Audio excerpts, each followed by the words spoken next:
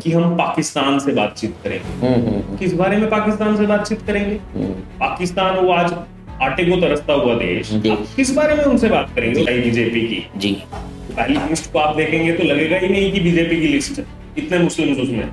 अच्छा, मतलब आपने जैसे बताया कि कांग्रेस चुनाव लड़ नहीं रही, बस लड़ने का दिखावा कर रही है, और मेन इसमें मुख्य पार्टी फारूक अब्दुल्ला की रहने वाली कि ब्यूरोक्रेसी के हाथ में जब चीजें आती हैं तो चीजें रुकती हैं, क्योंकि सरकार किसी की भी है। मेरा ये मानना है सरकार किसी की भी है, उसको पता है कि मुझे 5 साल बाद चुनाव में जाना है, मुझे लोगों को फेस करना है, तो लोग उनके पास जाएंगे, आपकी बात रखेंगे, वो समय सीमा में सब कुछ करके समय सीमा में सब कुछ करेंगे। ब्यूरोक्रेसी का थोड़ा सा वहां पर मामला अट जाता है। वो 60 साल की नौकरी थी उनकी पूरी। इनकी सरकारों का दरअसल बाहर से, केंद्र सरकार से बहुत पैसा, जम्मू कश्मीर को बहुत पैसा है, स्पेशल स्टेटस जो था जम्मू कश्मीर का, जी अंधा पैसा, लेकिन वो पैसा कहाँ जाता था? वो पैसा 2-3 फैमिलीज के घर पे ही उनको प्लीज करने के लिए, बस वो पैसा जो लोगों के विकास के लिए लगना चाहिए था वो नहीं लगा। सुरक्षा और आतंकवाद की अगर हम बात करें, सुरक्षा की दृष्टि से जम्मू कश्मीर के हालात आपको क्या लगते हैं फिलहाल में, और चुनाव पर इसका क्या असर होने वाला? मतलब ये गलत हो रहा है। फिर आपको याद होगा वो एक बहुत फेमस किस्सा है कि जीप के आगे एक सेपरेटिस्ट को बांधा, उस समय बहुत दिक्कत होती है। भारत में लेफ्ट सेपरेट विंग जो था वो बड़ा एक्टिव हो गया। नमस्कार दोस्तों, मैं Vineet Kant Parashar, VK talk initiative by विशेषकर मीडिया समूह के आज के पॉडकास्ट में आप सभी का हार्दिक स्वागत करता हूं, अभिनंदन करता हूं। दोस्तों, आज हमारे बीच में वरिष्ठ शख्सियत के रूप में उपस्थित है श्री अर्जुन खजूरिया जी, जो कि एक वरिष्ठ पत्रकार है। दोस्तों, अर्जुन खजूरिया जी तमाम मीडिया समूहों के साथ जुड़े रहे हैं। वर्तमान में आप प्यारा हिंदुस्तान के साथ अपनी सेवाएं दे रहे हैं। अर्जुन खजूरिया जी के बारे में बताएं तो दोस्तों, एक छोटे से टेन्योर में इन्होंने अपने बहुत नाम को स्थापित किया है। इनका नाम आज विश्वसनीय पत्रकारों के बीच में लिया जाता है। पिछले 2 साल के कैरियर में इन्होंने तमाम उत्तर प्रदेश से जुड़े हुए तमाम मुख्यमंत्रियों के इंटरव्यू लिए हैं, और उनके उस इंटरव्यू को हमेशा हर जगह सराहाया गया है। अभी रिसेंटली इनको 2024 का the great Indian parliamentary award से भी नवाजा गया है। तो आइए अर्जुन जी से, और अर्जुन जी के बारे में दोस्तों बताना चाहूँगा कि आप जम्मू कश्मीर से संबंध रखते हैं, और जम्मू कश्मीर की राजनीति, वहाँ की जीवन शैली और हर बारीक चीज़ों को बहुत सूक्ष्म तरीके से जानते हैं। तो आइए जम्मू कश्मीर से लेके जो अब जो चुनाव का एक माहौल शुरू हुआ है, उससे लेके हम आइए कुछ खजूरिया जी से बात करेंगे और जानेंगे जम्मू कश्मीर में क्या माहौल है। खजूरिया जी, आपका बहुत बहुत स्वागत है हमारे इस पॉडकास्ट में। Thank you. वैसे तो मैंने विस्तार में बहुत कुछ आपके बारे में बता दिया है, सूक्ष्म करते करते भी बहुत विस्तार हो गया, क्योंकि आपके बारे में कम शब्दों में बताना बड़ा मुश्किल लग रहा था मुझे। फिर भी अगर आप चाहते हैं मुझसे कुछ छोटा और आप बताना चाहें तो आप बताइए अर्जुन जी अपने बारे में कुछ।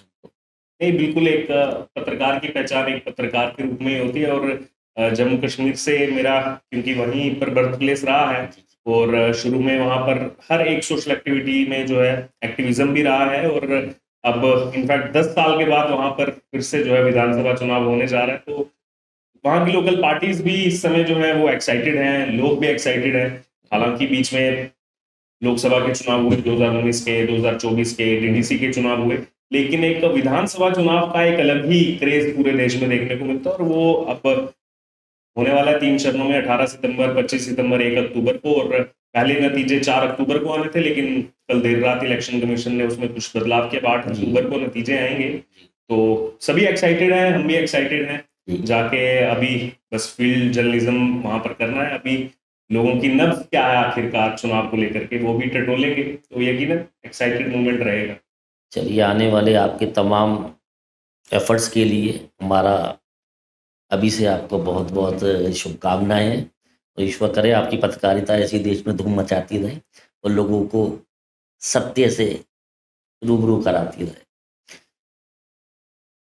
कुछ बातें जो मेरे जहन में आई, इवन हमारे दर्शकों के जहन में भी है, उन्हीं से होमवर्क करके हमने कुछ प्रश्न तो नहीं कहूँगा, लेकिन मन की जो जिज्ञासा थी उसको हमने तैयार किया है। तो जिज्ञासा में सबसे मेरा एक सोच आती है, या प्रश्न, चलिए प्रश्न ही कह देंगे उसको, आता है। पिछला चुनाव और वर्तमान परिदृश्य 2014 के बाद जम्मू कश्मीर में राजनीतिक परिदृश्य कैसे चेंज हुआ है, कैसे बदला है, और इन परिवर्तनों का 2024 के होने वाले चुनावों में क्या असर होने वाला है?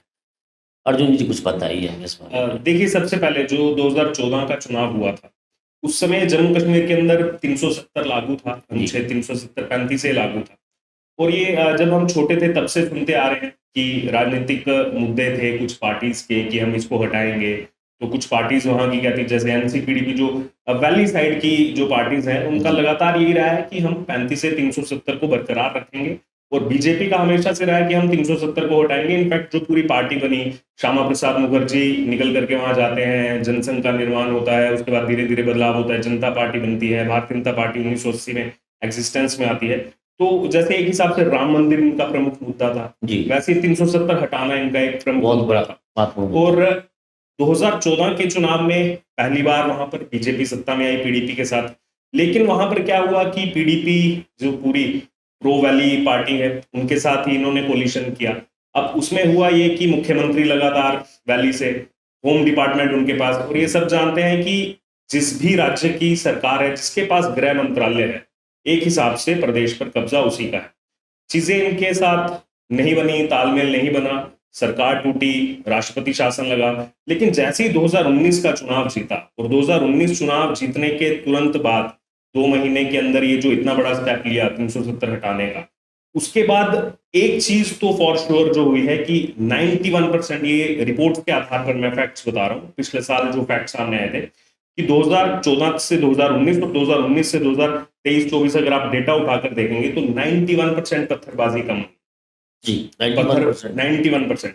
और पत्थरबाजी वहां पर केवल ये नहीं है कि पत्थरबाजी होती थी तो पत्थरबाजी होने के बाद वहां पर केवल एक माहौल बन गया, उससे पूरे जम्मू कश्मीर का बहुत नुकसान था। इनफैक्ट उस पत्थरबाजी की वजह से मेरा पर्सनल बहुत नुकसान हुआ, जो मैं आज साझा भी करना चाहता हूं दर्शकों के साथ कि बदला क्या है, 370 से पहले क्या था, 370 के बाद क्या है।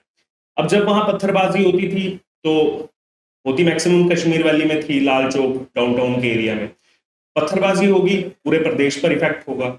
अब पूरे प्रदेश पर इफेक्ट होने से क्या होता था, अब जैसे मैं अपने जब कॉलेज डेज में था, बुरहान वानी का केस एक बहुत फेमस केस है, सब जानते हैं, वो जी जी जी मिलिटेंट को मारा गया। जी और उसके बाद कश्मीर में एक पूरा माहौल बनाया गया जी। बुरहान वानी के नाम पर। अब उसमें क्या हुआ, वहां पथराव होते थे, आर्मी डील करती थी, लेकिन उससे क्या होता था, कश्मीर में अनरेस्ट है तो वहां के स्टूडेंट्स के एग्जाम हो नहीं सकते, क्योंकि मैक्सिमम स्टूडेंट्स होते थे कॉलेज के जो ये पथराव करते थे। अब कश्मीर के स्टूडेंट्स के एग्जाम नहीं होंगे तो जम्मू के स्टूडेंट्स के एग्जाम नहीं होंगे। ओहो। उस वजह से हमारे एग्जाम डिले होते थे, और उस वजह से मैंने अपना एक एकेडमिक करियर, 1 साल जो है उसमें मेरा वेस्ट हो गया उस समय। ये था 370 के रहते हुए। और 370 हटने के बाद से एग्जाम भी समय पर हो रहे हैं, सब चीजें हो रही हैं। ये बहुत छोटी सी, मैंने दर्शकों के समझने के लिए मेरा जो रियल लाइफ एक्सपीरियंस था ये उनको समझाने के लिए कि एक आम जन को किस तरह से बेहतर महसूस कराया 370 ने हटने के। बिल्कुल। और भी बहुत सारी चीजें थी, जैसे अब कोई भी कानून बनता है तो कानून वहां पर सीधे लागू हो सकता है। पहले क्या था, इसके इतने खतरनाक प्रोविजंस थे कि जो यहाँ की संसद में कानून लागू हो, कानून पास हो, वो जब तक जम्मू कश्मीर की विधानसभा से पास नहीं होगा तब तक वो लागू मान्य नहीं होगा। ऐसे प्रोविजंस थे। और भी कई सारी चीजें हैं, लड़कियों को राइट्स नहीं थे वहां पर, हमारे जो ऐसे समाज से भाई आते हैं उनको राइट्स नहीं थे, वाल्मीकि समाज से जो आते हैं, वाल्मीकि समाज का तो बहुत ही वहां पर बहुत ज्यादा उनके साथ जाती हुई। जाती हुई, उस समय बुलाया गया उनको, जी जी, देश आजाद होने के बाद वहां पर वो 70 साल तक उन्होंने रह करके पूरा जम्मू कश्मीर में काम किया, सेवाएं दी, लेकिन तब भी उनको राइट्स नहीं थे। जो मीरपुर वाली साइड से जो लोग आए थे उस समय, उनको वोटिंग राइट्स नहीं थे, वो 2019 के बाद वोटिंग राइट्स दिए। जिस 3 टायर सिस्टम की बात की जाती है भारतीय राजनीति में, उसमें वहां पर कभी भी डिस्ट्रिक्ट डेवलपमेंट काउंसिल के चुनाव ही नहीं हुए थे आज तक, आजादी के बाद। वो पहली बार चुनाव हुआ 370 हटने के बाद। तो बीच में पार्लियामेंट के भी चुनाव हुए हैं, डीडीसी के भी चुनाव हुए, जो पहली बार हुए वहां पर। और अब ये इन सब चुनावों के बाद आखिरकार 10 साल के बाद विधानसभा का चुनाव आया है, और लोग बहुत एक्साइटेड हैं, और पार्टीज भी एक्साइटेड हैं, जनता भी एक्साइटेड है। और लेकिन एक चीज है कि इस चुनाव में बहुत मजा आने वाला है। जो 8 अक्टूबर को जो नतीजे आएंगे, वो दिन बहुत बिजी रहेगा और लोग एंजॉय करेंगे उस सिलसिले। अर्जुन जी, 370 की जैसे हम बात कर रहे थे, आपने विस्तार रूप से बताया भी क्या क्या लोगों को कम्फर्ट आए, क्या बेहतर हुआ जम्मू कश्मीर के लिए। तो आपको लगता है 370 का जो ये मुद्दा है, ये चुनाव का सबसे अहम और महत्वपूर्ण मुद्दा रहेगा और इसी पे वोट डाले जाएंगे? देखिए, क्या है कि अभी जो पार्टीज का मैनिफेस्टो आना शुरू हो गया, जैसे एनसी कांग्रेस का कोलिशन हो चुका है वहाँ जी पर। जी जी और एनसी ने जो अपना मैनिफेस्टो लॉन्च किया, जी पीडीपी ने भी सेम उसको कॉपी किया है, कुछ अलग नहीं है पीडीपी के अच्छा अच्छा जी मैनिफेस्टो जी में जी कि हम 370 रिस्टोर करेंगे, 35 रिस्टोर करेंगे। अब इसमें एक चीज समझिए, बार बार 370 रिस्टोर करने की ये बात करते हैं, उनका अधिकार हाँ तो क्या आप फिर से वाल्मीकि समाज के उन राइट्स को आप वंचित करना चाहते हैं? जो पहले वहां पर अनरेस्ट होता था, पत्थरबाजी होती थी, क्या आप चाहते हैं वो पत्थरबाजी दोबारा वहां से शुरू हो? खुद के तो इनके बच्चे आप देखोगे, अगर रिकॉर्ड निकाल करके खुद के इनके बच्चे विदेशों में पढ़ते हैं, पूरा अपना वहां पर जीवन बाहर बिताते हैं, लेकिन बाकी वैली के बाकी पेरेंट्स के बच्चों को बरगला करके ये पत्थरबाजी में आगे धकेलते थे। मैं ये नहीं कहूंगा कि अभी हालात एकदम 100% सही हो गए, क्योंकि मेरा इसमें ये मानना है, मैं हर एक को एक एग्जाम्पल देता हूँ और आज इस पॉडकास्ट में भी वो एग्जाम्पल के माध्यम से समझाना चाहता हूँ।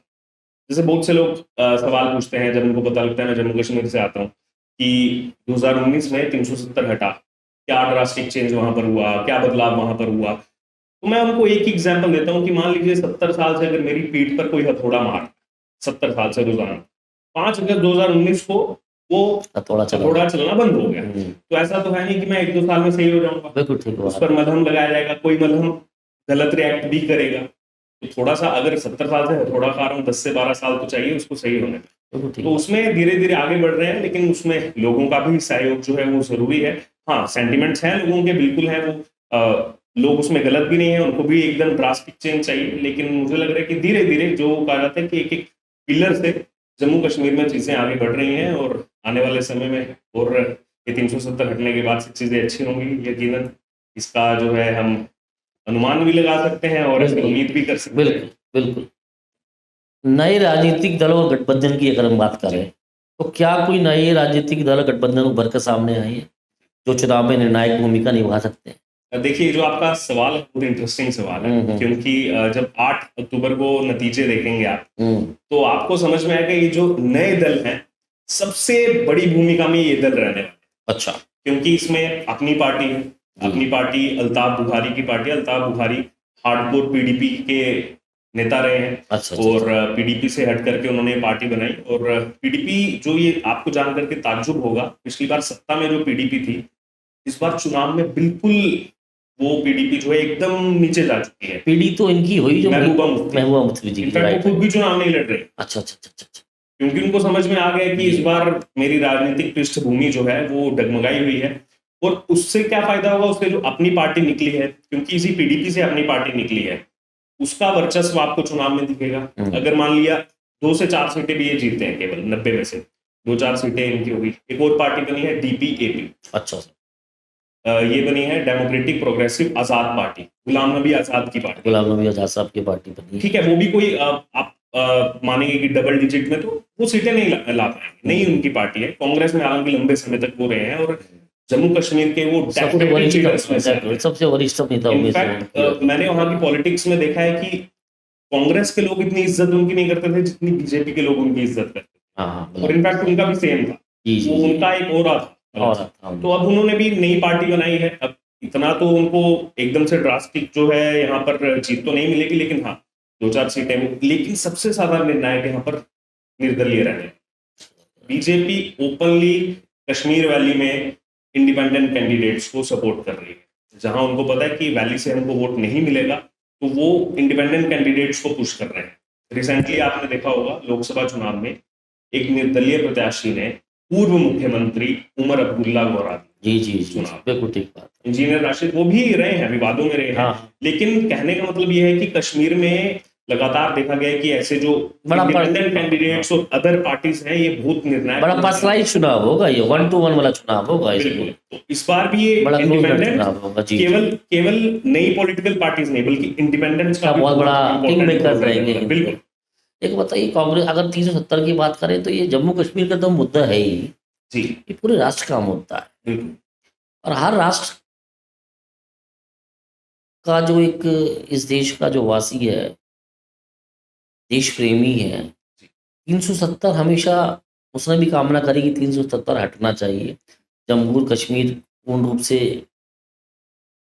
जो हमारा मुख्य धारा के साथ जोड़ना चाहिए, वहाँ के लोगों को भी वही हेल्प और प्रोग्रेस मिले जो एक इस देश में बाकी राज्यों में लोगों को मिल रही है। तो कांग्रेस अगर अब्दुल्ला जी के साथ जा रही है और अब्दुल्ला जी के एजेंडा में या उनका जो एक सो कॉल्ड कोर एजेंडा है उसमें ये है कि हम लोग रीस्टोर करेंगे 370 को 35 ए को। तो क्या इसका मतलब कांग्रेस की सहमति है इतने इतने बड़े चैलेंजिंग मुद्दे पे? सर कांग्रेस की तो पहले से ऐसे मुद्दों पर सहमति रही है। जी। इनफैक्ट ये 370 का मुद्दा सभी लोग देख रहे होंगे, लेकिन इससे भी ज्यादा खतरनाक क्या है, एनसी ने क्या कहा अपने मैनिफेस्टो में कि हम पाकिस्तान से बातचीत करेंगे। किस बारे में पाकिस्तान से बातचीत करेंगे? पाकिस्तान वो आज आटे को तरसता हुआ देश, आप किस बारे में उनसे बात करेंगे? और दूसरी बात मैं यहाँ से लोगों को बताना चाहता हूँ कि ये जो पाकिस्तान खास तौर पर ये जो फारूक अब्दुल्ला या महबूबा मुफ्ती, पीडीपी ने भी बोला हम पाकिस्तान से बात करेंगे, उन्होंने पूरा कॉपी किया उनका मैनिफेस्टो, कांग्रेस की सहमति है। जी जी। आप ये देखिए कि अभी जो पाकिस्तान है उसमें कितना अनरेस्ट है, वो आपने उससे तो बाहर निकल नहीं पा रहा है। आप वेस्ट पाकिस्तान चले जाइए तो आपको वहां पर बलूचिस्तान में इस टाइम पूरा अनरेस्ट है। हाल ही में सब जानते हैं वो न्यूज की किस हिसाब से जो पाकिस्तानी रेंजर्स हैं उनको वहां पर यहाँ तक कि पाकिस्तान ऑक्युपाइड कश्मीर में भी इतना बड़ा अरेस्ट है पाकिस्तान गवर्नमेंट के अगेंस्ट। इनफैक्ट मैं उसको पीओ जेके बोलूं। जी जी जी, अच्छा PO Pakistan occupied Jammu Kashmir, right right, पूरा उसने जम्मू कश्मीर का हिस्सा है, वो अखंड भारत का हिस्सा है और ईश्वर करेगा तो वापस बिल्कुल है। आप देखिए पिछले 2 साल से लगातार मैं वहां एक्टिविटीज देख रहा हूँ। जो वहां का ऊपर का गिलगिट और बाल्टिस्तान का जो एरिया है, ये एरिया आपका पड़ता है द्रास सेक्टर से ऊपर, गिलगिट बाल्टिस्तान, वहां पर लगातार प्रोटेस्ट चल रहे हैं। और वहां के प्रोटेस्ट से आवाजें क्या आती हैं कि यहाँ के दरवाजे बॉर्डर के खोल दो, हमें हिंदुस्तान में। वहां पर पूरा अनरेस्ट इस टाइम चल रहा है पाकिस्तान सरकार के खिलाफ। फारूक अब्दुल्ला बोलते हैं कि हम पाकिस्तान से बातचीत करेंगे। अगर मैं एक लेमैन की लैंग्वेज में अगर आपसे पूछूं, जैसे आम आदमी समझता है इन वार्तालापों से, तो क्या फारूक अब्दुल्ला एंड फैमिली पाकिस्तान की एजेंट है क्या? देखिए जो उनका आचरण रहा है हमेशा से, जो उनका आचरण रहा है उसमें झलकता तो ऐसे ही है कि इनको जम्मू कश्मीर के लोगों से ज्यादा जो है इनको चिंता पाकिस्तान की है। अभी रिसेंटली फारूक अब्दुल्ला का एक स्टेटमेंट आया था, शायद लोग भूल गए होंगे, मैं उनको याद दिलाना चाहता हूँ, चुनाव का समय भी है, आपको याद रखना चाहिए किसने क्या कहा है। फारूक अब्दुल्ला से मीडिया कर्मी ने सवाल पूछा था जम्मू कश्मीर को लेकर, कुछ महीने पहले का वाक्य। फारूक अब्दुल्ला की ये स्टेटमेंट थी, भाड़ में जाए जम्मू कश्मीर। जिस जम्मू कश्मीर की राजनीति ने आपको नाम दिया, पहचान दिया, सब कुछ आप तो जम्मू कश्मीर की वजह से ही आपका पूरा नाम सब कुछ है, और आप कह रहे हैं कि जम्मू कश्मीर की जनता बाढ़ में रहे, लेकिन पाकिस्तान के साथ आपको प्रेम है। उनके साथ किस बात का प्रेम है? वहां इतना अनरेस्ट चल रहा है। तो पाकिस्तान की बिरयानी भारत की बिरयानी से बेहतर है क्या? कुछ खाने पीने का शौक ज्यादा है इनको? हाँ, इनको तो खाने वैसा मिजाज इनका रहा ही है। और इनफैक्ट पहले तो देखते ही थे कि वहां के जो सेपरेटिस्ट थे उनका तो किस तरीके से स्वागत हुआ करता था। अब इनको दिक्कत यही है ना, साथ में इन्होंने ये भी कहा है मैनिफेस्टो में, मैं साथ साथ में हर में एक में पॉइंट भी जोड़ रहा हूं कि वहां पर जो अभी जेलों में बंद है कैदी, हम उनको बाहर निकालेंगे। क्यों बाहर निकालेंगे आप? जेलों में कौन बंद है? जेलों में वो बंद हैं जिनके एंटी इंडियन एक्टिविटीज है, टेरर लिंक्स जिनके निकल करके आए हैं, टेरर फंडिंग के लिंक्स जिनके निकल करके आए हैं, आप उनको बाहर निकाल के क्या करवाना चाहते हैं? और कांग्रेस की पूरी सहमति है उनके साथ। ये कांग्रेस जो अपने आप को बोलते हैं नफरत के बाजार में मोहब्बत की दुकान, कांग्रेस तो नहीं है। कांग्रेस का आचरण और चलन ये किस और जा रहा है? ये पिछले 2-4-5 साल से मैं भी पत्रकारिता में कहीं पूरा पूर्ण रूप से तो नहीं, बट ऐसे एनालिस्ट, ऐसे पॉडकास्ट के माध्यम से जैसे आप लोग विशिष्ट लोग आते हैं उनसे समझ पा रहा हूँ, कांग्रेस का आचरण और चलन शायद देश हित से दूर जा रहा है क्या? आज अर्जुन जी क्या बताएंगे? बिल्कुल, एक्चुअली क्या है कि ये कथनी और करनी में जमीन आसमान का फर्क है जी। पहली बात तो ये, थोड़ा मैं इनको जम्मू कश्मीर के परिप्रेक्ष्य से शुरुआत करना चाहूंगा कि जम्मू कश्मीर में कांग्रेस पार्टी का कोई इतना बड़ा होल्ड बचा नहीं है। वहां पर उनको नेता नहीं मिल रहे हैं कि टिकट किसको दी जाए, ये हालात है कांग्रेस पार्टी। जी जी जी। वो एनसी के पास इसीलिए भागे कि एनसी का सपोर्ट मिलेगा तो कुछ हम सीटों में। गुलाम नबी जी के जाने के बाद तो बहुत बड़ा वैक्यूम क्रिएट हो गया, क्योंकि गुलाम नबी के साथ अकेले नहीं गए, बहुत से लोगों को लेके गए, फिर कुछ लोग वापस भी आए। लेकिन अभी भी अगर मैं देखूं तो कांग्रेस चाहे 2014 का आप रिजल्ट लेके देख लीजिए, उस समय कांग्रेस पार्टी चौथे नंबर की पार्टी थी जम्मू कश्मीर में। जो 2014 का रिजल्ट आया था 87 सीट्स में सबसे ज्यादा सीट थी पीडीपी की 28, उसके बाद बीजेपी 25, एनसी 15 सीटें, कांग्रेस 12 सीटें। तो इस बार भी इनके हालात उसी के आसपास हैं, 12-13 सीटों के आसपास हैं। कोई बहुत मेजर इनका कोई सपोर्ट नहीं है। हाल ही में लोकसभा चुनाव हुए, 5 सीटों पर चुनाव हुए जम्मू कश्मीर, कांग्रेस एक भी सीट नहीं जीत एक भी पाई। सीट नहीं जीत पाई। तो इनका एक तो पहली बात वहां पर कुछ इतना बड़ा वर्चस्व है नहीं, दूसरा जो आपने सवाल पूछा था कि कांग्रेस का आजकल जो बातें कर रही है कांग्रेस, और दूसरा उनका जो अभी स्टैंड देखने को मिल रहा है वो कैसा है। हाल ही में आपने देखा होगा कि खुद को ही एक्सपोज करते हैं। अभी राहुल गांधी सब जगह पूछ रहे थे कि तुम्हारी जाति क्या है, जी इनफैक्ट एक मीडिया कर्मी को पूछा तुम्हारी जाति क्या है, हाँ, उसको हाँ। कांग्रेस कार्यकर्ताओं ने पीट भी दिया जी उत्तर अच्छा प्रदेश के अंदर। ओके उत्तर प्रदेश के अंदर का वाकया है, वो राहुल गांधी ऊपर से पॉइंट आउट कर रहे थे, कांग्रेस कार्यकर्ताओं ने उसको पीट दिया, पत्रकार। लेकिन संसद के अंदर इनडायरेक्टली वैसे आपका नाम लिए बिना कोई आपसे आपकी जाति पूछ लेता है तो आप कहते हैं मुझे गाली दे दी। इनके जो प्रवक्ता आते हैं वो जब राहुल गांधी कहते हैं कि जाति बताओ तो उसको कहते हैं कि बिल्कुल ये देखिए ये तो हमें जानने का अधिकार है किसकी क्या जाति है।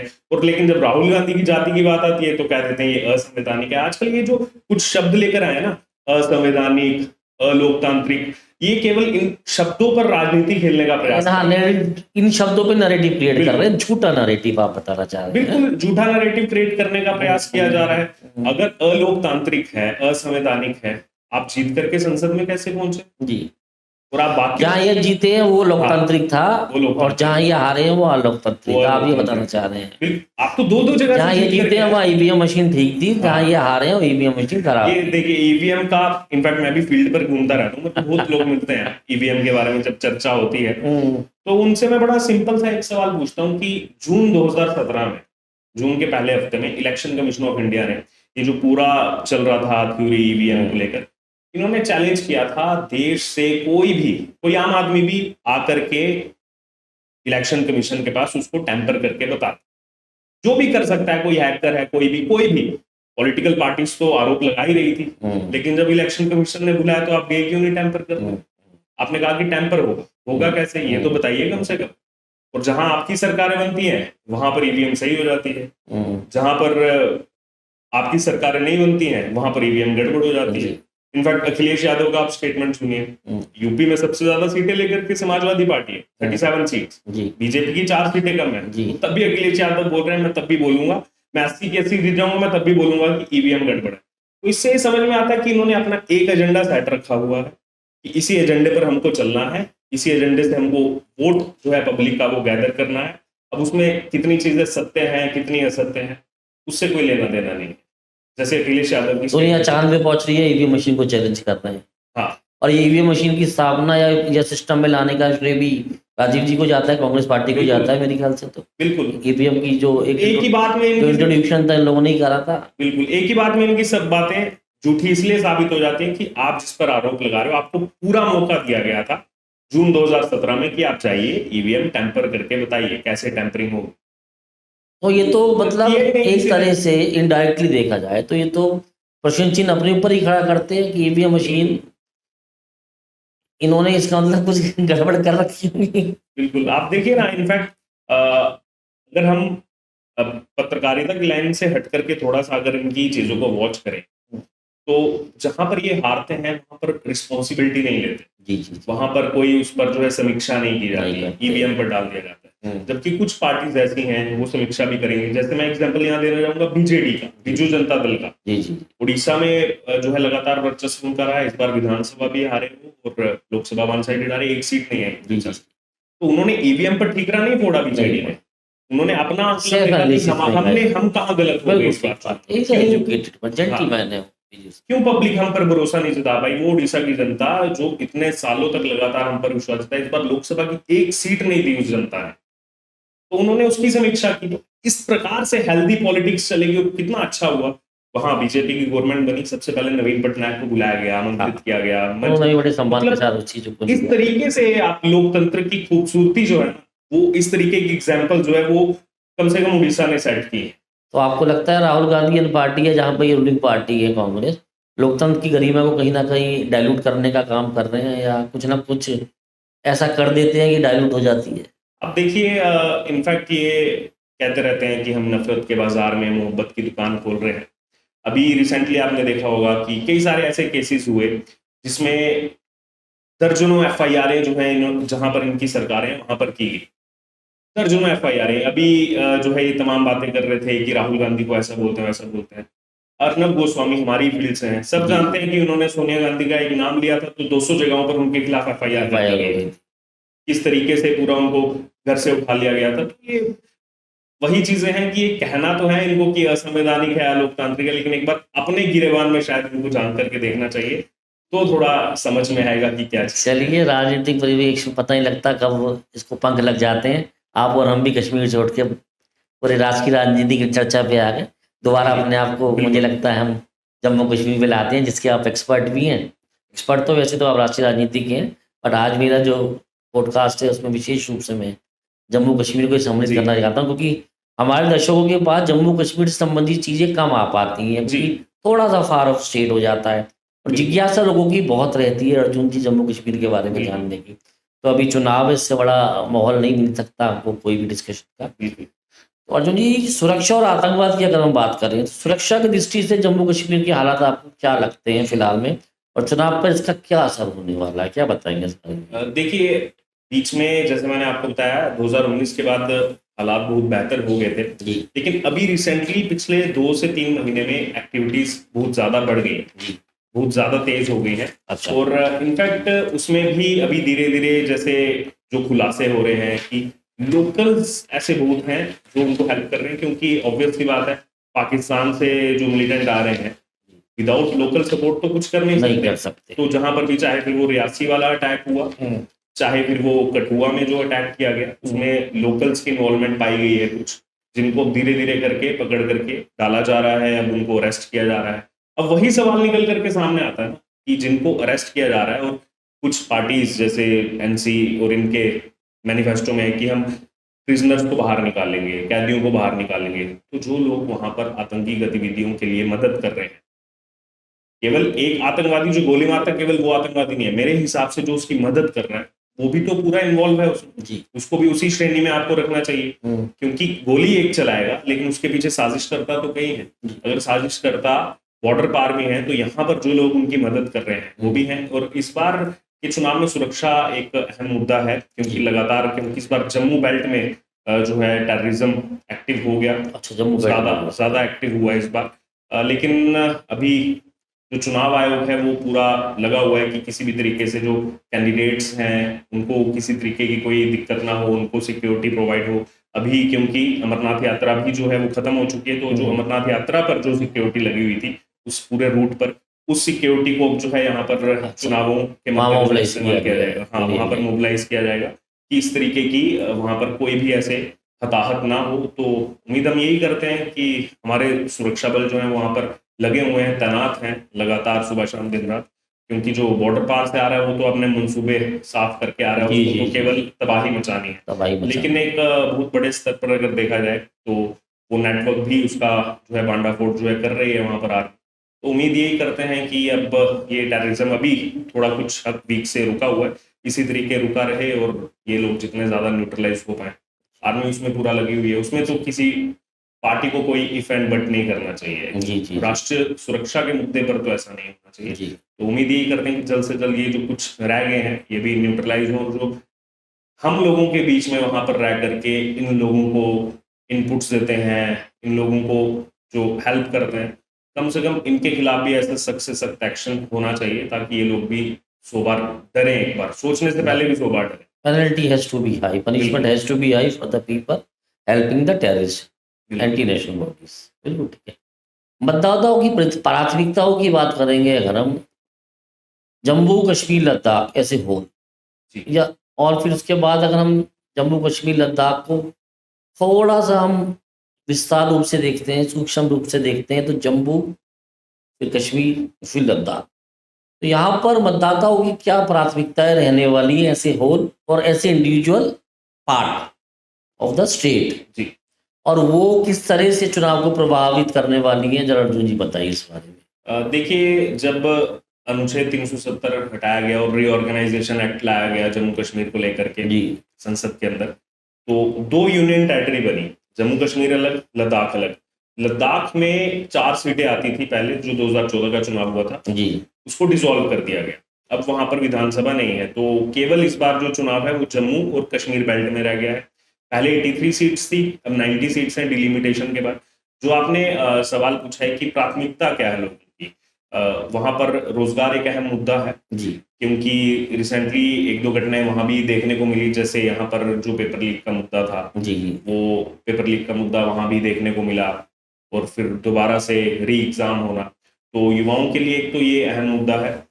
दूसरा, उसके बाद रोजगार के बाद मुद्दा है कि वहां पर किस तरीके से टूरिज्म जो है, टूरिज्म कैसे आगे बढ़े, क्योंकि कश्मीर के बारे में तो बहुत बातें इकोनॉमी होती तो हैं, टूरिज्म के ऊपर टूरिज्म बेस्ड के है। ऊपर है, कश्मीर के बारे में बातें होती हैं, वैष्णो देवी विश्व प्रसिद्ध है, लेकिन बहुत से ऐसे स्पॉट्स हैं जम्मू डिवीजन के अंदर जो अभी तक वहीं के लोगों को नहीं पता, क्योंकि उसके बारे में कभी बात ही नहीं हाँ हुई, दुर्भाग्यपूर्ण पूरा प्रदेश कभी हमेशा हाँ आतंकवाद से घेरे मेरा साहिब मेरा तो कभी अवेयरनेस नहीं की गई। तो टूरिज्म एक बहुत बड़ा हब वहां पर बन सकता है, रोजगार की दृष्टि से, इकोनॉमी की दृष्टि से। जी इनफैक्ट अभी भी अगर आप देखेंगे तो वहाँ एम्स का निर्माण किया गया, आईआईटी, आईआईएम, तमाम संस्थान को ले गए। इनफैक्ट मैं जिस बेल्ट से आता हूँ, उधमपुर, वहां पर इंटरनेशनल योगा सेंटर, वहां पर उसका निर्माण सेंट्रल हुआ है। गवर्नमेंट के अधीन जो चीजें हैं बहुत एक्स्ट्रा ऑर्डिनरी वे में वहाँ डेवलप हाँ, हो रही हैं। अब क्या है, पिछले कुछ समय से वहां पर, क्योंकि ब्यूरोक्रेसी के हाथ में सब कुछ था, और ये मुझे बताने में कोई भी जो है गुरेज नहीं है कि ब्यूरोक्रेसी के हाथ में जब चीजें आती हैं तो चीजें रुकती हैं, क्योंकि सरकार किसी की भी है, मेरा ये मानना है सरकार किसी की भी है, उसको पता है कि मुझे 5 साल बाद चुनाव में जाना है, मुझे लोगों को फेस करना है, तो लोग उनके पास जाएंगे, आपकी बात रखेंगे, वो समय सीमा में सब कुछ करके समय दिखाना सीमा में होता सब है। कुछ करेंगे। ब्यूरोक्रेसी का थोड़ा सा वहां पर मामला अट जाता है। वो 60 साल की नौकरी तो उनकी पूरी होती है। इनफैक्ट वहां पर पीछे कुछ टाइम में लोगों को बहुत दिक्कतें भी आई, कई सारे कामों में दिक्कत आई, क्योंकि सरकार नहीं थी किसी की, तो उसका भी गुस्सा लोगों के मन में है। लेकिन साथ साथ लोग ये भी देख करके चल रहे हैं कि आखिरकार कौन सी पार्टी आएगी जिसको वोट देने से जो हमारा जम्मू कश्मीर बेहतर हो पाए, क्योंकि चुनाव में बातें करने तो सब आएंगे। जी चुनाव में अभी एमसी ने भी वही, अब वो दिल्ली वाला कॉन्सेप्ट लेकर आ गए हैं, 200 यूनिट फ्री बिजली, हाँ फ्री भी सब स्टार्ट कर दिया, वही सब कॉपी पेस्ट चल रहा है। हाँ, लेकिन अभी जो मैं चीज को समझ पा रहा हूँ, इनफैक्ट जम्मू बेल्ट में, इनफैक्ट कश्मीर में भी लोगों को धीरे धीरे ये समझ में आने लगा है कि कौन सी सरकार जो है, क्योंकि देखिए 100% तो कोई डिलीवर नहीं कर, कोई भी डिलीवर नहीं कर पाए। अब लोगों को ये देखना होगा कि 100 में से हमको 80% कौन काम करके दे सकता है, इंटेंशन किसकी अच्छी Intention है किसकी और है, जो बदलाव लाना चाह रहे हैं किसके हित में है बिल्कुल। और कहाँ तक बदलाव ये ला पाएंगे, जो उस पॉइंटों पे खड़ा वैली होता है। वाले तो पहले से टेस्ट आप कर चुके हैं 1950 से लेकर के, उन्होंने तो केवल अपने अपने घर बनाए, बड़े बड़े आलीशान से घर बनाए उन्होंने, जो स्पोर्ट्स के लिए पैसा आया था वो पैसा कहाँ गया वो आज तक पता नहीं है। पहले तो यही सब होता था, अब धीरे धीरे वहां पर इंफ्रास्ट्रक्चर डेवलप हो रहा है, इंटरनेशनल स्टैंडर्ड्स के स्टेडियम भी निर्माण उनका शुरू हो गया है। तो मुझे लग रहा है कि हाँ, अब लोग देखेंगे इस चीज को, नाराजगी है लोगों की, नो डाउट, ब्यूरोक्रेसी बीच में इतना टाइम रही, सरकार नहीं, नाराजगी है, लेकिन लोग ये भी देख रहे होंगे कि किसको वोट देने से हमारा वोट वेस्ट ना। जी जी जी अर्जुन जी, अगर पिछली सरकारों का प्रदर्शन की बात करें तो पिछली सरकारों का प्रदर्शन आज तक कैसा रहा है, तो क्या जनता इस बार जो चुनाव हो रहे हैं उन पार्टियों के साथ जाएगी या कुछ बदलाव लेके आएगी, क्या बताना चाहते हैं? देखिए, इसमें अभी जो समझ में आ रहा है कि एक तो हंग असेंबली इस बार आने वाली। अच्छा, ये अर्जुन जी पी के पॉडकास्ट में एक प्रिडिक्शन कर रहे हैं, हाँ, कि हंग एक असेंबली भविष्यवाणी कर रहे हैं जी कि हम पार्लियामेंट की पूरी अंदेशा है। हंग असेंबली आएगी, और इसमें यह है कि अब जो वैली है, वैली में दो पार्टियां प्रमुख हैं, एनसी और पीडीपी। पीडीपी ने तो इस बार हाथ ही अपने पीछे खींच लिए हैं, पीडीपी तो चुनाव में मन से लड़ ही नहीं रही है। महबूबा मुफ्ती अभी पता नहीं वो इतना ज्यादा डाउन चल रही हैं, साथ में बातें तो बड़ी बड़ी करती थी कि 370 को किसी ने हाथ लगाया तो कोई तिरंगे को जो है कंधा देने वाला नहीं रहेगा जम्मू कश्मीर में, ये स्टेटमेंट था महबूबा मुफ्ती का। और जब 370 हटा, आज तो लाल चौक, जिस लाल चौक के बारे में सब जानते हैं कि पूरा कर्फ्यू रहता था 15 दिसंबर को, सब जाके सब एंजॉय करते हैं, हाँ सब जा करके वहां पर सांस्कृतिक कार्यक्रम भी हो रहे हैं, तिरंगा भी फहरा रहे हैं। तो जो आपका सवाल था उस पर मैं आना चाहूंगा कि पिछली सरकारों का कैसा परफॉर्मेंस है। पिछली सरकारों का दरअसल बाहर से, केंद्र सरकार से बहुत पैसा आता था, जम्मू कश्मीर को बहुत पैसा, एक स्पेशल स्टेटस जो था जम्मू कश्मीर का, जी अंधा पैसा आता था। लेकिन वो पैसा कहाँ जाता था? वो पैसा 2-3 फैमिलीज के घर पे ही उनको प्लीज करने के लिए, बस वो पैसा जो लोगों के विकास के लिए लगना चाहिए था वो नहीं लगा। इनफैक्ट आप सोचिए कि वहां पर इंफ्रास्ट्रक्चर की इतनी ज्यादा कमी थी, मैंने भी देखी है स्कूल टाइम पर, कॉलेज टाइम पर बहुत ज्यादा वहां पर इंफ्रास्ट्रक्चर की कमी थी।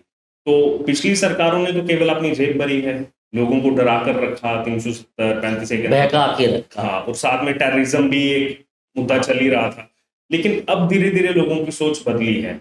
अब वो बाहर के मॉडल उन्होंने देखना शुरू वो किया है कि मुख्य धारा हाँ, में आना शुरू हो गए। बिल्कुल कि बेहतर हो सकता है।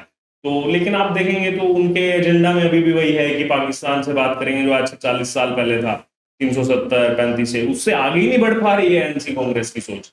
वो वहीं पर टिके हुए हैं अभी तक। अब सपा हटा देंगे वहां से, उसी पर जो है उनकी सोच अभी केंद्रित है। अब ये लोगों के विवेक पर है कि आप दोबारा से उनके उसी झांसे में आना चाहेंगे या फिर कुछ बदलाव की राजनीति आप जम्मू कश्मीर में चाहते हैं। लोग ये डिसाइड करेंगे। जम्मू कश्मीर की अगर हम बात कर रहे हैं, जम्मू कश्मीर लद्दाख की होने वाले चुनाव की, तो अंतर्राष्ट्रीय दृष्टिकोण की अगर हम चर्चा कर रहे हैं तो कश्मीर को लेके, जम्मू कश्मीर को लेके अंतर्राष्ट्रीय जो समुदाय है उसकी भी बड़ी पैनी नज़र लगी हुई है।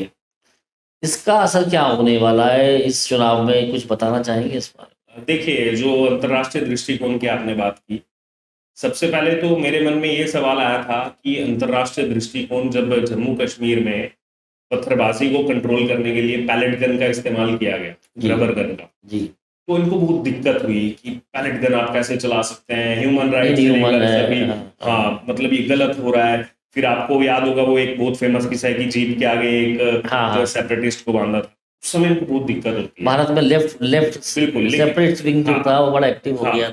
लेकिन अब मैं इसको थोड़ा सा जोड़ना चाहूंगा, इसको अभी हाल ही में जो चल रहा है बांग्लादेश का मुद्दा। अच्छा, पूरी दुनिया देख रही है बांग्लादेश में माइनॉरिटीज के साथ क्या हो रहा है। बिल्कुल ठीक। वहाँ के जो अंतरिम सरकार के नए प्रमुख हैं वो भी इस चीज को मान चुके हैं कि माइनॉरिटीज के साथ क्या हो रहा है। अब वो अंतर्राष्ट्रीय दृष्टिकोण और वो ह्यूमन राइट्स और बाकी सब कहाँ चले गए।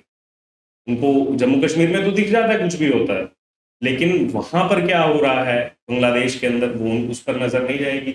यहाँ पर कांवड़ यात्रा पर एक डिसीजन राज्य की एक सरकार देती है, उस पर उनको आपत्ति हो जाती है। लेकिन बांग्लादेश में क्या हो रहा है उस पर, क्योंकि उनका इंटरेस्ट वहां पर जुड़ा हुआ है। और सेम चीज है जम्मू कश्मीर के साथ भी। तो कहीं ना कहीं आप कह रहे हो कि अंतर्राष्ट्रीय दृष्टिकोण भी ये बड़ा बायस्ड है वो ऑब्वियसली, भारत को लेके, भारत की प्रोग्रेस को लेके, और बिल्कुल। कहीं ना कहीं वो उसको मैंने पॉडकास्ट के स्टार्टिंग में बताया था कि हाँ डीरेल करना चाहते हैं। पीओजेके में जो चीजें चल रही हैं, जी जी जी, पीओजेके में इतनी अशांति है, कभी ये पीओजेके के बारे में Discuss नहीं बात नहीं करते करते। कि वहां पर क्या चल रहा है, इलीगली ऑक्युपाई करके रखा हुआ है, वहां का नहीं दिखेगा इनको। लेकिन हाँ, जम्मू कश्मीर दिखेगा तो फिर इनको याद आ जाएगा कि नहीं। तो लोग जो है वो इस बार लोकलाइट इशू पर ज्यादा निर्भर है। ये अंतर्राष्ट्रीय दृष्टिकोण को तो उन्होंने अपने हिसाब से एक आंख देखनी है उन्होंने, तो उसका कोई ज्यादा फर्क पड़ेगा नहीं, क्योंकि अब उनकी बायसनेस खुल के दुनिया के सामने आ चुकी है। ये केवल दिखावे की लोग रणनीति है उनकी, मदद करने के लिए तो बाहर सरकार ही आएगी। बस ये लोग भी समझ चुके हैं। इसलिए इस बार का ये चुनाव जो है विधानसभा का, पूरी दुनिया की नजरें हैं, लेकिन लोकलाइट इशू पर इस बार ज्यादा लोकलाइट इशू पे बहुत ज्यादा केंद्रित रहेगा। बिल्कुल। सर, अगर धार्मिक और सांस्कृतिक विभाजन की बात करें तो जम्मू कश्मीर लद्दाख की में धार्मिक और सांस्कृतिक विभाजन बहुत है, कल्चरल डिफरेंसेस अमंग पीपल। वहाँ पे ट्राइबल क्लास भी है, वहाँ पे और तमाम कैटेगराइजेशन ऑफ कल्चर है। इसी तरह रिलीजन का भी विभाजन बहुत बड़ा है। एक यहाँ पे हिंदू वर्ग है, वहाँ मुसलमान वर्ग है, मान्यताएं अलग अलग।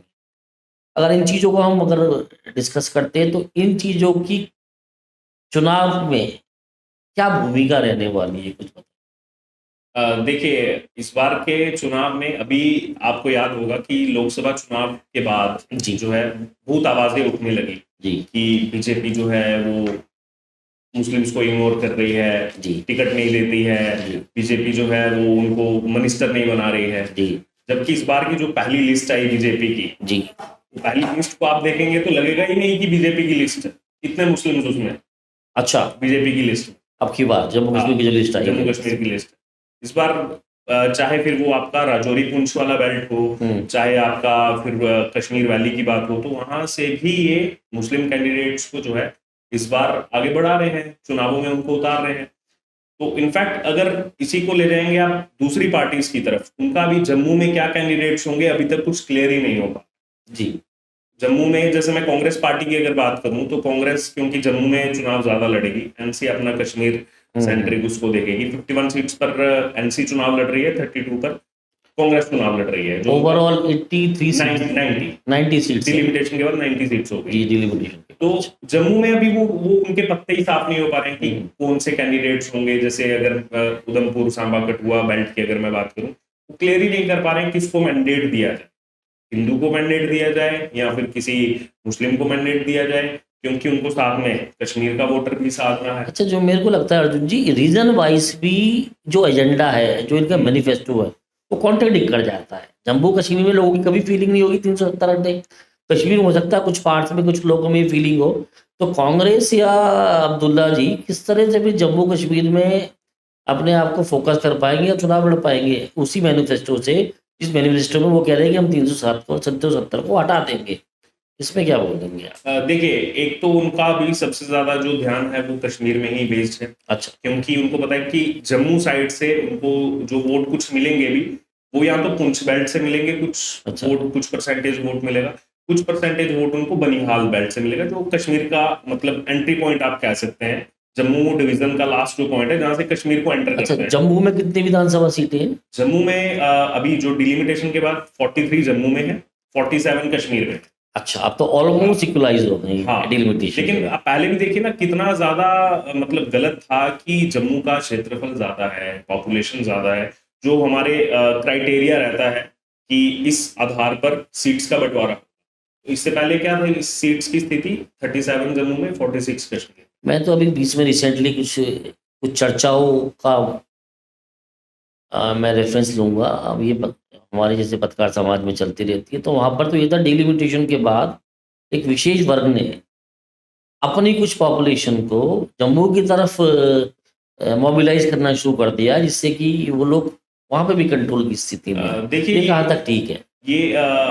ये जो चीज आपने बताई, चर्चा चल रही है, ये बहुत पहले से होता आ रहा है। अच्छा, वहां पर एक जो कम्युनिटी है, गुजर बकरवाल जो कम्युनिटी है, जो चरवाहे हैं, वो क्या करते हैं कि अब जैसे गर्मियों का समय आएगा तो गर्मियों में समय में वो कश्मीर चले जाएंगे, सर्दियों का समय आएगा तो वो मूविंग उनकी मतलब एक हिसाब से जो नॉमैड्स हैं, ट्रैवलर्स हैं, जानवर की वजह से अपने जानवर को जो हरा चारा मिलता है। क्योंकि सर्दियों में उनके लिए जम्मू ठीक है तो वो जम्मू आ जाते हैं, गर्मियों में कश्मीर चले जाते हैं। तो एक ये बहुत बड़ी लाखों की संख्या में है ये जो मूविंग वहां पर आबादी है, मूविंग आबादी। और पिछले कुछ टाइम पर ये बहुत ज्यादा बढ़ गया कि इधर आना उधर जाना, डेमोग्राफिकल चेंज करना। इनफैक्ट बीच में जो रोशनी एक्ट आया था, जी रोशनी एक्ट, उस रोशनी एक्ट ने जो है इस डेमोग्राफिकल चेंज में जो है बहुत बड़ा योगदान दिया था जी, कि कश्मीर के लोग वो जम्मू आकर के बस सके। और उससे जो है काफी ज्यादा डेमोग्राफिक रोशनी एक्ट भी एक बहुत बड़ा स्कैम के रूप में देखा गया है। स्कैम ही था जी, इतना बड़ा स्कैम था वो। तो अब सीधे कोर्ट के उसके बाद सब क्लियर ही हो गई हैं चीजें कि कैसे जानबूझ करके लोगों को बसाने के लिए, कश्मीर के लोगों को जम्मू में पूरा डेमोग्राफिकल चेंज करने के लिए पूरा एक हिसाब से षड्यंत्र ही उसको कहना जो है गलत नहीं होगा। जी तो पूरा किया गया। लेकिन चुनाव की अगर स्थिति में देखूं तो जम्मू में बहुत कुछ खासा एनसी कांग्रेस को इतना कुछ सपोर्ट अभी दिख नहीं रहा है, क्योंकि एक दो जो इनके स्ट्रॉन्ग यहाँ पर लोग थे, देवेंद्र सिंह राणा जी, वो नगरोटा बेल्ट से आते हैं और वो फारूक अब्दुल्ला के एडवाइजर रहे। अच्छा, और वो हाल ही के समय में जो है वो बीजेपी में शामिल हुए और इस बार बीजेपी से लड़ रहे थे। और वो कहा जाता है कि फारूक अब्दुल्ला के वो ऐसे एडवाइजर थे कि फारूक अब्दुल्ला उनके कहे बिना कुछ करते ही नहीं थे। इतना उनका स्ट्रॉन्ग, तो उनको उनकी पूरी राजनीति पर पता है, पूरी सारी स्ट्रेटजीज पता है, पूरी सारी स्ट्रेटजीज पता है कि क्या स्ट्रेटजीज रही हैं। और इनफैक्ट जो देवेंद्र राणा है वो इस समय के जो एमओएस पीएमओ है डॉक्टर जितेंद्र सिंह, उनके रियल ब्रदर। अच्छा, रियल ब्रदर है, रियल ब्रदर। देखिए राजनीति ये नया लेवल है, राजनीतिक हमेशा संभावनाओं से बड़ी हुई है। यहाँ पर कब क्या होने वाला है किसी को कुछ नहीं पता। अर्जुन जी एक बात बताइए, एक चीज और मेरे जहन में आ रही थी, इसका मतलब आपने जैसे बताया कि कांग्रेस चुनाव लड़ नहीं रही, बस लड़ने का दिखावा कर रही है, और मेन इसमें मुख्य पार्टी फारूक अब्दुल्ला की रहने वाली। वो जो महिला है हमारी, क्या नाम है उनका, मैं भूल जाता हूँ, महबूबा मुफ्ती जी, वो भी एक बस औपचारिकता ही पूरी कर रहे हैं। तो क्या कांग्रेस को या पीडीपी को इस बात का आपकी बार डर है कि भारतीय जनता पार्टी वहाँ कुछ और या जैसे बताया निर्दलीय हो गए और भारतीय जनता पार्टी, ये कुछ ज़्यादा बड़ा और अच्छा करने वाले हैं परफॉर्मेंस में। क्या बताना चाहेंगे इस बारे में आप? देखिए, इस समय अगर आप जम्मू कश्मीर में बीजेपी की बात करेंगे तो बीजेपी को एक चीज से टैकल होना पड़ेगा। जैसे अभी हाल ही में आपने देखा होगा कि प्रदेश कार्यालय में बहुत ज्यादा वहां पर जो है अफरा तफरी मच गई थी जब एक लिस्ट आई, फिर उसके बाद उस लिस्ट को वापस चेंज किया भी करना गया, पड़ा लिस्ट चेंज करना जी, पड़ा। जी, जी, अब इनफैक्ट देखिए, अब जनता को मैं बताना चाहता हूँ कि वो जो लिस्ट आई थी पहली और उसके बाद जो है नई जो लिस्टें 2-3 चरणों में उन्होंने निकाली, उस लिस्ट में केवल एक नाम का बदलाव, केवल एक नाम चेंज है उसमें। उसमें पूर्व एक विधायक है जो श्री माता वैष्णो देवी कटरा कॉन्स्टिट्यूएंसी है, जी, जी, वहां से बलदेव राज, जी, उनका नाम नहीं था, जी। उनकी जगह बीजेपी के पूर्व जिला अध्यक्ष का नाम था। अच्छा, तो वापस से रिपीट होकर के उनका नाम उन्हीं है का क्योंकि नाम आ वो गया। एक्स एमएलए रहे हैं, जी, एक्सपीरियंस रहा है। जी, जी, तो केवल एक नाम का बदलाव था। बाकी जो वहां पर अफरा तफरी का माहौल था कि क्योंकि पिछले कुछ टाइम से अगर आप बीजेपी को देखेंगे तो एक्टिविज्म बहुत ज्यादा बड़ा है जी, बीजेपी के अंदर। जी, जी, जी, हर महीने अलग अलग तरह के कार्यक्रम और नए लोगों से जुड़ना, नए कार्यकर्ता। तो अब नंबर बढ़ गया तो नंबर ऑफ लीडर भी बढ़ गए। बोलिए, अब तो फिर उसमें वैसे चुनाव ही लड़ने हाँ, वालों बिल्कुल की ठीक बात है। भी संख्या बढ़ गई। तो संगठन बढ़ जाता है, पदाधिकारी बढ़ जाते हैं, तो महत्वाकांक्षा भी बढ़ जाती है, हर कोई बिल्कुल। विधायक तो एमपी अब सीट्स मिलनी है 90 लोगों को ही आप टिकट दे सकते हैं। अब चुनाव लड़ने की इच्छा रखने वाला संख्या बहुत ज्यादा है। तो वही हुआ। और क्योंकि जम्मू जो है मेन सेंटर है इस टाइम पर बीजेपी का, जम्मू कठुआ बेल्ट, जी, जी, उधमपुर जी, बेल्ट। बेसिकली इसी बेल्ट ज़्यादा एक्सेप्टेड बिल्कुल। भी है सब कुछ तो वहां पर यही हुआ कि उनको महत्वाकांक्षाएं होंगी कि हमें भी टिकट मिले, जी। और टिकट तो अब एक कॉन्स्टिट्यूएंसी से तो एक को ही मिलेगा। उसका ही इसका जो रेप्लिकेशन है वो देखने को मिला कि वहां पर प्रदेश कार्यालय में उस दिन अफरा तफरी का पूरा माहौल। अगर इसको कंक्लूड करें जम्मू कश्मीर के चुनाव को, चुनाव से पहले समीक्षा के रूप में, कुछ आपके अनुभव के रूप में, तो आपका जो एक भविष्यवाणी कहेंगे या आपका एक जो अनुभव है, उसको लेके अगर मैं समझ पाता हूँ जम्मू कश्मीर की राजनीति को फिलहाल में, इलेक्शन के बाद क्योंकि पता नहीं लगता कब एक दिन पहले क्या नैरेटिव चेंज होते हैं, क्या माहौल बन जाता है, बट फिलहाल आज की जो गति है, आज का जो पेस है वहाँ का, और आपका जो राजनीतिक अनुभव आज जो कह रहा है वो ये कह रहा है कि जम्मू कश्मीर हंग पार्लियामेंट की तरफ बढ़ रहा है, और इसमें निर्दलीयों की भूमिका बहुत बड़ी रहने वाली बहुत है। बड़ी भूमिका रहेगी। भाजपा आपके हिसाब से फिर भी सिंगल लार्जेस्ट पार्टी बन के आने वाली है। टफ फाइट होगी बीजेपी और एनसी, अच्छा, टफ, क्योंकि अच्छा, कश्मीर वैली से बीजेपी की सीट्स आना बीजेपी को भी ठीक है, पता बट जम्मू कश्मीर में अब क्योंकि अब परिसीमन के बाद ऑलमोस्ट जम्मू कश्मीर में भी तो उतने इसलिए नंबर ऑफ क्योंकि सीट्स हैं। कश्मीर में एनसी का दबदबा रहेगा, जम्मू में नहीं, बीजेपी का कश्मीर में दबदबा जम्मू रहेगा। कहाँ रहेगा, सब्जेक्ट टू कि अगर निर्दलीय नहीं चल पाए। बिल्कुल। अगर आप कह रहे हैं कि कश्मीर में निर्दलीय अपनी तरफ वोटर्स को अटैक करने में रहता है, फिर तो ये समीकरण चेंज होंगे। लेकिन फिर भी 4 सीटें कश्मीर में ज्यादा, 4 सीटें ज्यादा है, 43 इधर है 42, हाँ, तो मतलब बहुत ज्यादा डिफरेंस नहीं बहुत रहेगा। ज्यादा डिफरेंस नहीं मेन रहेगा। आपको पार्टीज इसमें बीजेपी एनसी दिखेंगी, कांग्रेस निर्दलीय पीछे इसमें है, किंग मेकर होने वाला है। निर्दलीय किंग मेकर रहेंगे और उनको सपोर्ट ऑब्वियसली बीजेपी का जाएगा। और वो भी जाना चाहेंगे कि केंद्र में जिनकी सरकार है जी। उनके साथ रह करके, जी, उनको भी पता है कि जी, जी। केंद्र में जिसकी सरकार हो उसके साथ रह करके ही जो है सरकार में रहेंगे। जनता जो है वो लोकल प्रायोरिटीज जो है उन्हीं को प्राथमिकता देगी बिल्कुल। इस इलेक्शन में। आपके हिसाब से कोई बहुत बड़े राष्ट्रीय अंतर्राष्ट्रीय बातें उस चीज को प्रभावित नहीं करेंगी। लेकिन अभी एक रोजगार चीज और है, टूरिज्म बहुत ज्यादा इंपॉर्टेंट बिल्कुल। इसमें रहेगा। अभी जो तूफानी दौरे हैं बड़े नेताओं के वो भी शुरू नहीं हुए हैं। जी, अभी जो है स्टार प्रचारकों की लिस्ट आई है कांग्रेस पार्टी की, अभी जी, बीजेपी जी। की आएगी। एक बार जैसे ही तूफानी दौरे शुरू होंगे, क्योंकि जम्मू कश्मीर में बयानबाजी कौन क्या कोट कर रहा है, ये भी क्योंकि एक देखिए जो बीजेपी का कोर वोटर है वो बीजेपी को देगा, बिल्कुल ठीक जो बात है। विपक्ष का 2-4-5% स्विंग वोटर होता है, वो इस चीजों को लास्ट में चीजों को पकड़ ये लेता है। कौन क्या बयान दे रहा बिल्कुल है, ठीक बात है। किसके मैनिफेस्टो में क्या है, अभी बीजेपी का मैनिफेस्टो आना बाकी है। जी, तो अभी इन चीजों पर बहुत ज्यादा निर्भर रहेगा कि वो जो स्विंग वोटर है उसका वोट किधर शिफ्ट होगा। जी, जी। तो जो चुनावी 4-5 बयानबाजी बिल्कुल ठीक है। बहुत अभी मैटर करेगी। चुनावी बयानबाजी अब तो अभी तो मतलब खेल होने बाकी है। अभी शुरुआत है। तो चलिए दोस्तों, ये थी हमारी आज की मुलाकात अर्जुन जी से।